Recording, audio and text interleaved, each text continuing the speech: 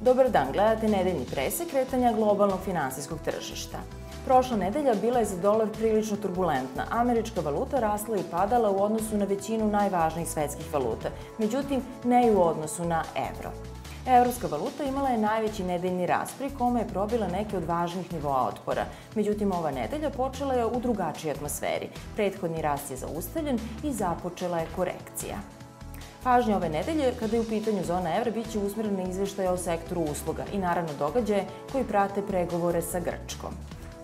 U SAD-u federalne rezerve smanjile su svoje prognoze kada je u pitanju ekonomski rast SAD-a usled nedavnih razočaravajućih ekonomskih podataka. Da bi Fed odlučio da poveća kamatnu stopu, neophodno je da se inflacija popne na 2%, a situacija na tržištu rada dodatno poboljša. Ipak federalne rezerve su optimistične i smatraju da će drugi kvartal biti bolji od prvog.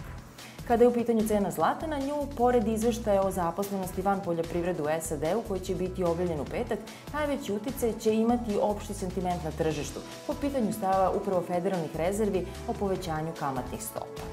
Cena sirove nafte ušla je u 7. nedelju zastupnog rasta. Jučerašnji izveštaj o zalihama koji je objavio Američki institut za naftu pokazao je pad od 1,5 miliona barela.